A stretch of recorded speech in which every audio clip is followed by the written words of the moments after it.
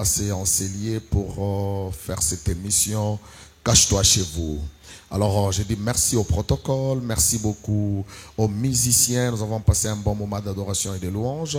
Je dis merci aux serviteurs de Dieu qui sont au milieu de nous. Et tu vas m'aider quand nous passons cette émission. C'est une émission qui sera en live. S'il s'agit d'acclamer, tu acclames. S'il s'agit de pousser les cris de joie, tu pousses les cris de joie. Amen. Amen.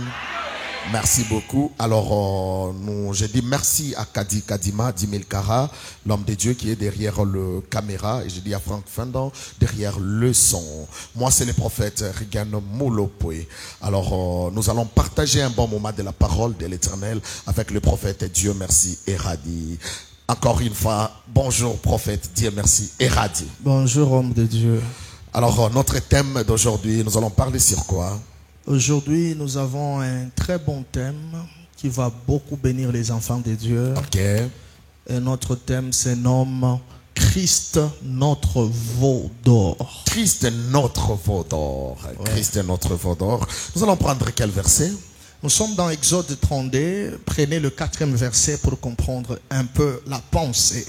Exode 32, 40e verset. Exode 32, 4e verset. Oui, puis vous descendez. Nous allons lire la parole de l'Éternel. Il a reçu de leurs mains. Je t'adore dans un moule et fait un veau en fondant et il dira, Israël, voici ton Dieu qui t'a fait sortir du pays d'Égypte. Lorsque Aaron vit cela, il bâtit un autel devant lui et il s'écria demain et il l'aura fait à l'honneur de l'Éternel. Parole de l'Éternel. Merci pour vos acclamations. Merci de nous accompagner. Encore une fois, merci. C'est un message très bouleversant qui vient dans un sens contraire à ce que les gens ont l'habitude d'écouter. Ok. Vous savez, homme de Dieu, ce message ne bénira pas seulement les gens qui nous suivent en présentiel. Ce message est en train aussi de bénir les gens qui nous suivent maintenant en direct. Amen. Christ, notre veau d'or. C'est complexe et ça semble être contradictoire au début parce que plusieurs hommes de Dieu ont présenté le veau d'or dans un aspect d'une mauvaise chose. Ok. Ce n'est pas faux. La fois passée, je vous ai dit que la Bible a 4 langages. Ok. 1 Corinthiens 14, 16, l'apôtre Paul dit ceci: de quelle utilité, frères, serais-je si je venais à vous en vous parlant en langue, mais si je ne vous parle pas, 1, par la révélation, ok, 2, par la connaissance, ok, 3, par la prophétie, ok, et 4, par la doctrine. Ça veut dire? Un orateur, lorsqu'il se présente, il peut présenter un même message, mais selon la dimension auquel il a reçu le message. Amen. L'un peut parler de ce message dans la révélation, l'autre peut parler du même message dans la doctrine, l'autre peut parler du même message dans la connaissance, et l'autre peut expliquer ce même message dans la prophétie biblique. Mais aujourd'hui, nous allons nager dans la révélation. Mais avant que nous ne nagions dans la révélation, je vais d'abord expliquer dans un sens normal que tout le monde peut comprendre. Moulopoué, la Bible nous parle de l'histoire du veau d'or. Ok. Le veau d'or apparaît pour la première fois, c'est au temps du prophète Moïse. Ok. Dieu se révèle à Moïse, Moshe, il lui donne la mission d'aller récupérer Israël qui était en captivité et de les amener dans le désert pour adorer, pas les amener dans la terre promise. Dans les déserts Les amener dans le désert pour adorer le Seigneur. Et c'est la même chose que Moïse est allé répéter devant Pharaon. Il dit, donne-moi le peuple de Dieu pour que je les amène dans le désert pour adorer l'Éternel. Parce qu'il y a beaucoup de prédicateurs qui disent que Moïse n'a pas reçu la mission. Aujourd'hui, je suis venu dire à quelqu'un que Moïse a réussi sa mission. Amen. La mission de Moïse n'était pas d'amener le peuple à Canaan, mais c'était d'amener Israël dans le désert pour adorer le Seigneur dans le désert. Pourquoi Moïse ne pouvait pas amener le peuple à Canaan? La première des choses, Dieu ne peut jamais t'envoyer là où il ne t'a pas envoyé avant le peuple. Tu dis? Je vais répéter pour que les gens me comprennent. Ok. J'ai dit, Dieu ne peut pas t'envoyer là où il ne t'a pas envoyé avant le peuple. C'est compliqué. Explique. Je vais expliquer. Ok. Pour que Dieu t'envoie quelque part et qu'il te donne la responsabilité d'un peuple, Dieu t'enverra d'abord toi-même. Ok. Et par après, tu vas récupérer maintenant le peuple après parce que tu vas les amener à un endroit que tu maîtrises bien. Ok. Moïse ne pouvait pas amener le peuple à Cana parce que Moïse n'avait jamais exploré Cana avant le peuple. Oh. Mais plutôt, il avait déjà exploré le désert parce qu'il gardait les brebis de son beau-père Jéthro dans le désert. Ah. Donc, il avait déjà la connaissance du désert. C'est pourquoi Dieu l'a responsabilisé la mission de les amener dans le désert. Ok. Maintenant, qui amènera le peuple à Cana? Celui qui amènera le peuple à Cana, c'est maintenant Josué.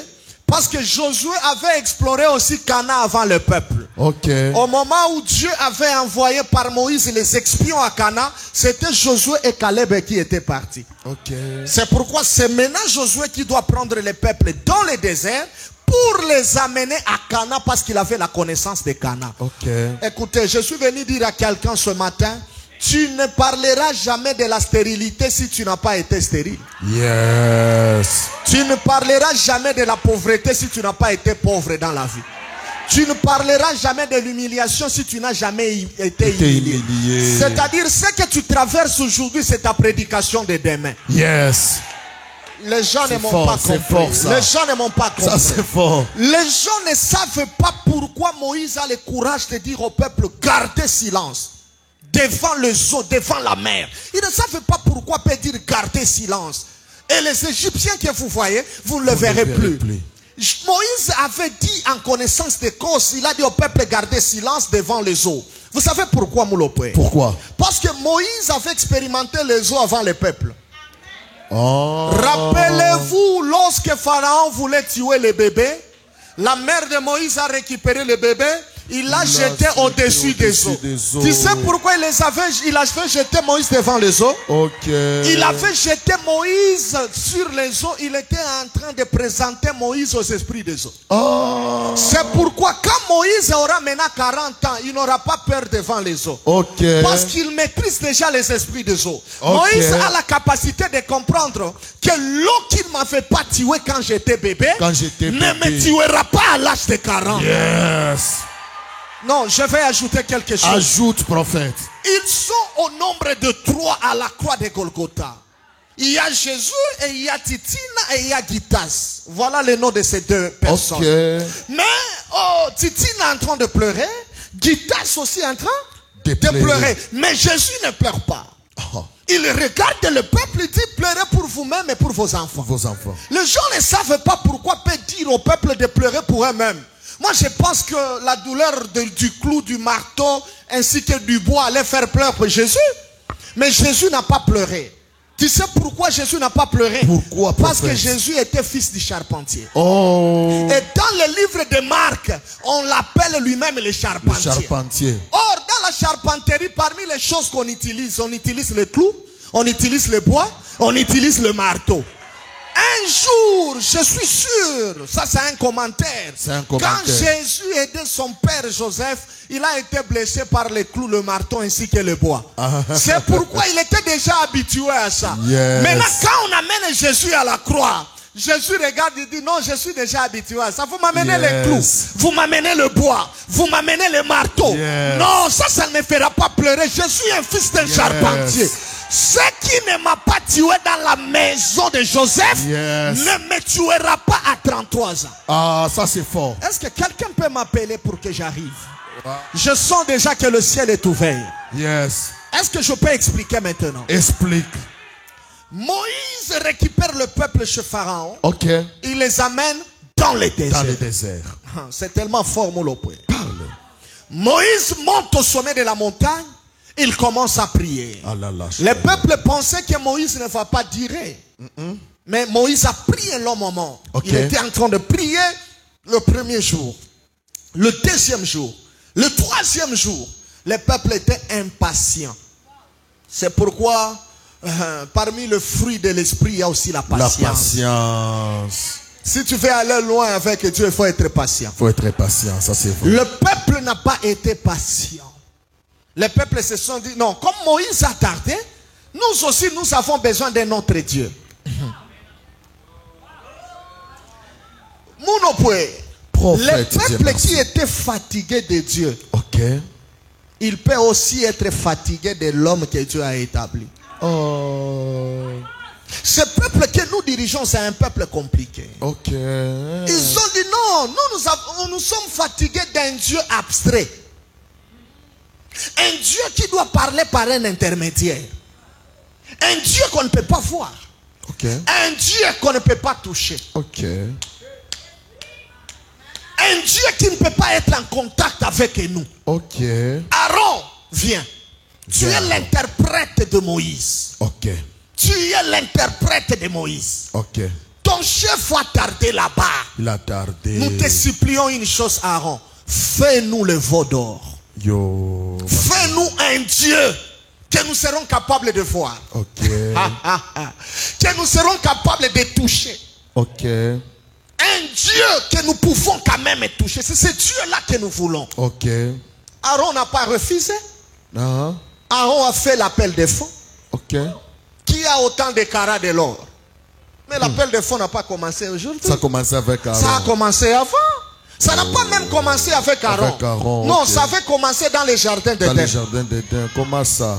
Parce que là, j'entre dans une parenthèse. Entre parenthèses. Je vois Dieu qui allait prêcher chaque soir dans un séminaire quelque part. Un jour, Dieu est arrivé le soir, il a trouvé que dans cette église-là, il y avait un vide. Quelqu'un va me demander, mais où est-ce que Dieu faisait les séminaires dans la Bible? Il allait prêcher dans une église appelée Jardin d'Éden. Ce jour-là, quand Dieu est arrivé, il a trouvé que le pasteur de l'église Adam était nu. Il y avait un vide dans l'église. Ce jour-là, Dieu devait rassembler tous les animaux comme les brebis de l'église. Afin qu'il fasse un appel de fonds. Il a demandé parmi ces animaux, qui est digne de me donner sa peau afin que je couvre la nudité de leur pasteur. C'est-à-dire la première personne à faire un appel de fonds, c'était d'abord Dieu lui-même. On revient. C'est tellement fort. Ça n'a pas commencé avec les prédicateurs congolais. Ça n'a pas commencé avec les prédicateurs gabonais. Ce n'est pas un système de pasteurs pour arnaquer. Dieu ne manquait pas des habits au ciel. Mais Dieu voulait que son peuple contribue. Je ferme la parenthèse. On ferme ça, prophète. La deuxième personne à faire l'appel de fonds, c'est Aaron. Aaron qui comprend que lui n'a pas l'or. Le peuple a besoin d'un Dieu. Le peuple a besoin d'un veau d'or. Qui va me donner autant de carats? Le peuple a commencé à donner. Le peuple a commencé à donner. Aaron a mélangé toutes ces choses et il a construit un veau d'or. J'aime la réponse d'Aaron. Aaron regarde maintenant Israël, il dit, Israël, voici ton Dieu. My God. Et Israël était content. Wow. Israël a commencé à adorer. Ils ont commencé à adorer. Le 6e jour, l'homme de Moïse devait maintenant quitter la montagne. Lorsqu'il était en train de descendre avec le 2 tablettes de la loi, il a vu Israël de loin. Il était furieux. Il y a quelque chose que j'ai oublié. Parle. Dieu, lorsqu'il avait vu que Israël était déjà dans le péché, parce que Dieu avait vu avant Moïse. C'est Dieu maintenant qui a signalé à Moïse que ton peuple s'est perverti. Là, ce n'est plus le peuple de Dieu. Ça devient le peuple de Moïse. Comment ça? Ton peuple s'est perverti. Ton peuple, pas mon peuple. Ton peuple s'est perverti. Pourquoi? Parce que Moïse n'avait pas reçu le mandat prophétique. Quelqu'un ne me comprend pas. Moïse avait reçu le mandat de la divinité. Parce que Dieu savait que Pharaon c'est un Dieu. Il est le maître de double demeure. La première demeure c'est sur la terre. La deuxième demeure c'est dans le monde des ténèbres. Maintenant, si Dieu allait envoyer à Pharaon un prophète n'allait pas affronter un Dieu. Pour que Pharaon soit affronté, il faut qu'il y ait un Dieu de sa taille. C'est pourquoi dans Exode 4, Dieu dit à Moïse, je te fais Dieu devant Pharaon. Et c'est Aaron maintenant qui sera ton prophète. C'est-à-dire Moïse c'était un Dieu. Okay. C'est pourquoi Dieu dit à Moïse, ton peuple s'est perverti. Est-ce que qui peut m'appeler que j'arrive? Appelez-moi, j'arrive. Je vois déjà les gens en train de tapoter, de partager ce live. Le ciel est ouvert. Il meria la bagandoria sepela. Ure sopro la katarabasi. El faro seketeria la bahanga. Moïse, ton peuple s'est perverti. My God. Moïse, quand il descend de la montagne, il a les deux tablettes de la loi. Okay. Il voit Israël en train d'adorer un autre Dieu. Moïse descend, il regarde, il est fâché. Okay. La première des choses, il prend les tablettes de la loi. Okay. Il brise. Il brise directement les tablettes de la loi. Yes. Il part, il dit, ah, les Aaron qui a construit le veau d'or, on les met à côté. Aïe. Dieu récupère maintenant, Moïse récupère le veau d'or. Il détruit le veau d'or. Le veau, mais en or. Il détruit ça. Écrivez, c'est fort. Après avoir détruit le veau d'or, Moïse prend le veau d'or qu'il a détruit, il met dans l'eau, il mélange. Et puis il fait boire maintenant le peuple.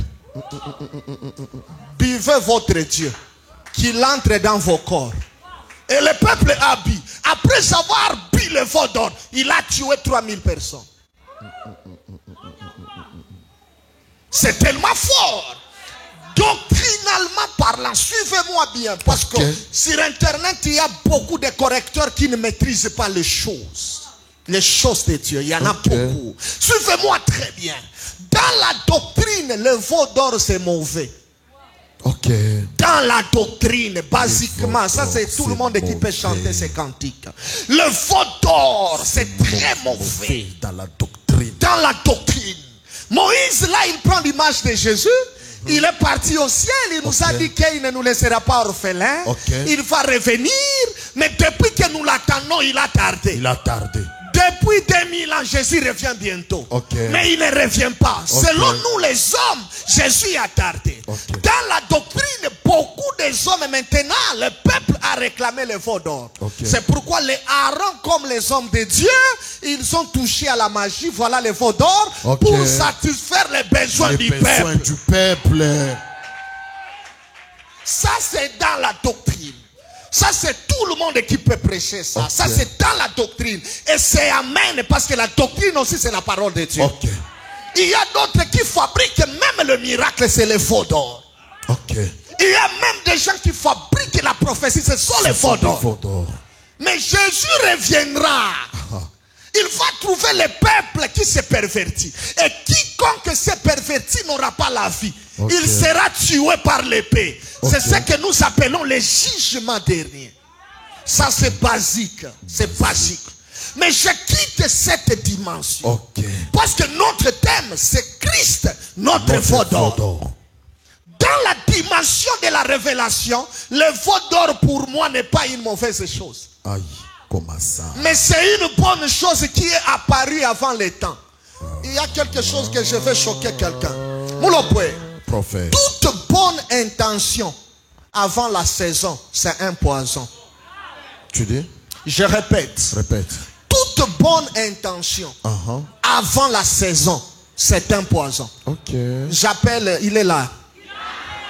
On dit qu'il entre. On peut l'appeler rapidement. Mais on l'appelle. Bon, je vois Moïse entrer. Moïse dit que je voulais sauver le peuple d'Israël lorsque j'ai vu un Hébreu et un Égyptien en train de se battre. J'ai tué l'Égyptien et je l'ai enterré. J'avais une bonne intention, mais c'était avant ma saison. C'est pourquoi j'ai fui. Mais le même Moïse, lorsqu'il a entré dans la saison, il a fait le génocide des premiers-nés, mais il n'a pas fui parce qu'il était dans la saison. C'est pourquoi je te dis que le veau d'or c'est bien, mais c'était avant la saison. Le peuple avait besoin d'un Dieu qu'ils peuvent toucher. L'idée était bonne, mais c'était avant la saison. Il m'a compris. Le peuple avait besoin d'Emmanuel. Parce que Emmanuel, ce n'est pas un Dieu abstrait. Emmanuel veut dire Dieu avec les hommes. Mais c'était avant la saison. Ok. C'est tellement fort ça. C'est fort. Hein? L'idée était bonne. Mais avant la saison. saison. C'est pourquoi je te dis dans la révélation, pour moi, le veau d'or n'est pas une mauvaise chose. Okay. Le veau d'or est une bonne chose. Okay. Le peuple a réclamé le veau d'or. Et ils ont commencé à adorer le veau d'or. Mais avant la saison. Pourquoi le veau d'or est une bonne chose? La première des choses, le veau, c'est un animal qui fait partie des 4 animaux qui apparaissent dans l'Apocalypse. Ok. La Bible dit que autour du trône, il y avait 24 vieillards. Et autour et dans le trône, il y avait 4 êtres vivants. Okay. L'un avait la face du lion. L'autre avait la face de l'aigle. L'autre, il avait la face de l'homme. Et le 4e, il avait la face du veau. C'est-à-dire quand on parle du veau, on parle d'une facette de la divinité de Dieu. Parce que Dieu lui-même, il est le lion. Okay. Il est le grand aigle. Okay. Il est le fils de l'homme. Okay. Et il est le veau. Okay. Quand nous parlons du lion, nous voyons la royauté. Quand nous parlons de l'aigle, nous voyons la divinité. Quand nous parlons de l'homme, nous voyons la domination. Et quand nous parlons du veau, nous voyons les serviteurs. Parce que la Bible dit que le veau, c'est un serviteur dans les champs. C'est-à-dire Dieu, il a les 4 facettes. C'est pourquoi l'évangile, il n'y a pas 4 évangiles. Comment ça? Parce que les gens nous disent qu'il y a 4 évangiles. Selon Matthieu, selon Jean, selon Luc, selon Marc. Non. Il y a une seule évangile, mais qui se dispense dans 4 manières. C'est l'évangile de Jésus-Christ, mais l'un le présente de sa manière. L'autre représente de sa manière. L'autre le présente de sa manière. Genèse 2, son 10e verset. Il y avait un seul fleuve qui arrosait les jardins, mais qui se subdivise en 4 bras. Il y a un seul agneau du sacrifice, mais qui a 4 pattes. Il y a un seul jour du jugement de Jésus, mais il y a 4 stades que Jésus doit traverser pour être jugé. C'est-à-dire il n'y a pas 4 évangiles, il y a seulement une seule évangile, c'est l'évangile de Jésus-Christ, mais qui se révèle dans 4 dimensions. Matthieu présente Christ comme le lion, la royauté. Luc présente Christ comme l'homme, parce que l'évangile de Luc était destiné aux Grecs. Les Grecs sont des philosophes. Si tu leur dis que Jésus c'est un lion, ils vont douter. C'était des gens qui doutaient à la révélation. C'est pourquoi Luc les a présentés Christ comme le fils de l'homme. Jean présente Christ comme le grand aigle, la divinité. Et Marc présente Christ comme le veau. Nous récupérons seulement le veau. C'est-à-dire le veau, c'est déjà l'image de Jésus-Christ. De Jésus, my God. Pas le veau en argile, pas le veau en argent, mais le veau d'or. Et quand nous parlons de l'or, nous voyons la divinité. C'est pourquoi lorsque les mages ont vu l'étoile, ils ont compris que c'est lui qui vient de naître. C'est un veau qui vient de naître. Mais il lui manque quelque chose pour confirmer. C'est pourquoi parmi les choses que les mages ont apportées, ils ont aussi apporté de l'or, afin que Christ aussi soit le véritable veau d'or. Tu m'as eu. Non, j'arrive. C'est-à-dire Christ, c'est lui notre veau d'or. Mais au temps de Moïse, c'était l'image. Il s'est présenté avant le temps. Ce n'était pas son temps. C'était l'ombre.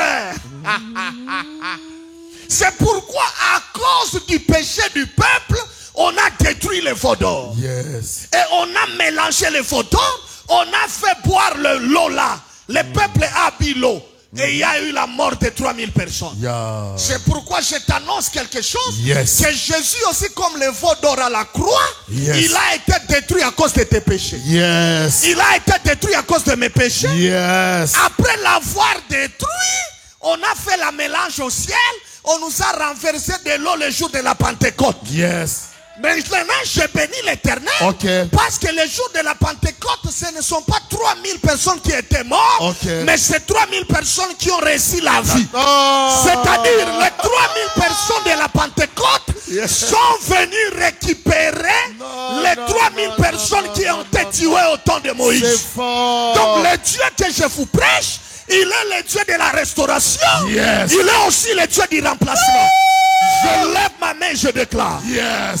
Ce matin, Yes. ça sera ta Pentecôte. Yes. Le Dieu qui m'a établi, Yes. il va remplacer ce qu'on a détruit. Yes. Et il va aussi restaurer. Yes. Reçois la restauration au nom de Jésus. Amen. Reçois le remplacement au nom de Jésus. Amen. Christ pour nous, il est notre fondement. Yes. Avance, prophète. Que l'Éternel bénisse sa parole. Écoutez, le clavériste il est où? Viens, le clavériste vient. Élève tes deux mains, élève tes deux mains, élève tes deux mains. Élève tes deux mains, élève tes deux mains, élève tes deux mains. Quelqu'un peut dire